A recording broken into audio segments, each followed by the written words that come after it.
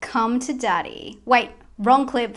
I mean, this one technically created more nightmares, but today we're not talking about the Aphex Twin music video about wanting someone's soul. And let me tell you, when I was a kid, that clip really messed me up. But today we're talking about Come to Daddy, the complicated, twisty, offbeat comedy thriller by first-time feature director Ant Timpson. But before we delve inside Come to Daddy, I think it's important to have a quick look at Ant Timpson and just get a feel for who he is, because it has a lot to do with why this project turned out the way it did. Timpson is a New Zealand producer-director who has been in the film industry from an early age. He is the executive producer behind Deathgasm and Housebound, and he was also the producer on The Greasy Strangler and The Field Guide to Evil. And fun fact, he also owns the largest personal 35mm print archive in the Southern Hemisphere. He has launched film festivals, and overall, he's just a huge supporter of the independent film industry. And from the films that I've spoken about, you can probably tell that he loves horror, and more so comedy horror. Which brings me to an interesting blurb. Although Come to Daddy is his first feature film, his first credit directing is for Crab Boy, which is a short that he made in 1996. I couldn't track down the film, but take a look at this blurb. A father blames the death of his wife on his newborn son by inducing the boy to believe that he has a physical handicap, crab hands. So from what we've spoken about Timpson, you can really see that he likes to blur the lines between morbid, taboo subjects and comedy. And he is a firm supporter in odd, strange horror comedy. Horror-y, as we like to call them. And with that, I bring you Come to Daddy. Come to Daddy is a concept that came from Timpson's personal life. He enlisted the help of writer Toby Harvard, whom he had worked with on Greasy Strangler, to develop the full script and concept.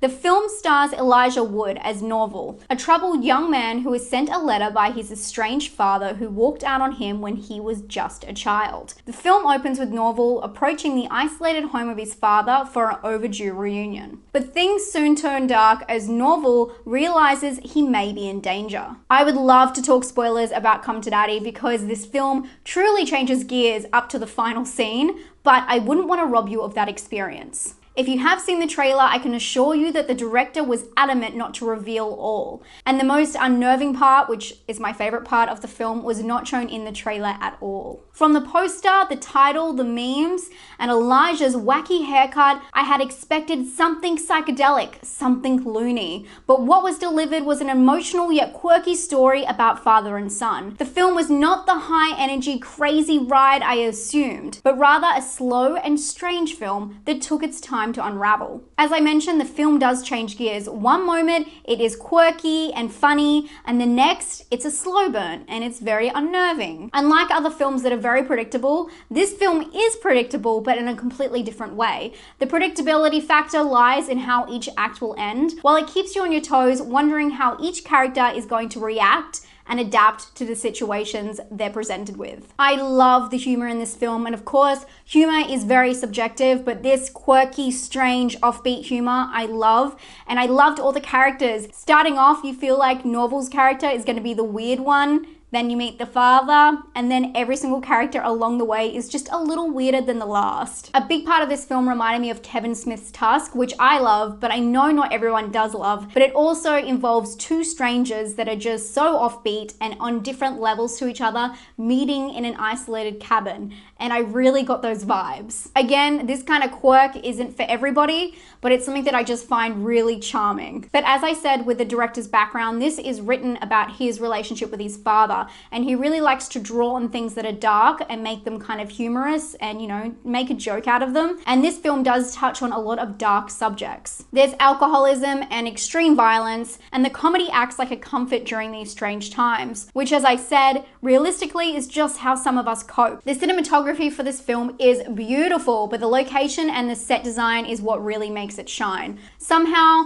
the isolation still feels like home due to the warm sunsets and wood tones, which is strangely comforting. It's like arriving to a cozy home that is completely foreign to you, which is the setup for the film. He's meeting his dad, who he knows nothing about, so it's like coming home to someone you don't even know. And Elijah Wood, of course, was the perfect match for Norval, and he was also who the director and the writer had in mind when they created the story. His kind eyes and curious yet naive nature makes you sympathetic to his situation and all of his own flaws. And yes, he does have flaws, and I really love when they write in flaws to a protagonist in a film because it makes them so much more realistic. Overall, I thought this film was very surprisingly moving.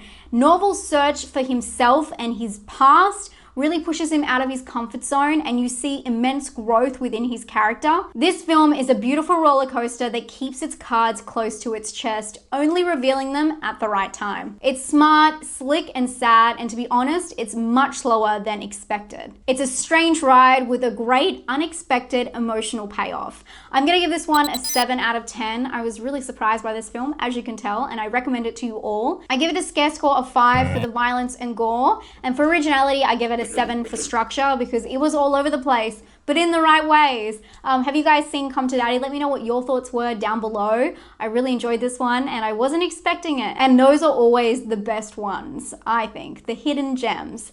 I hope you guys enjoyed this video. If you found it helpful, give it a thumbs up and subscribe if you haven't. I make 2 new videos every single week and give you some great recommendations, I like to think. And I hope you guys are having a great day. I'll talk to you very soon. Stay spooky. Bye.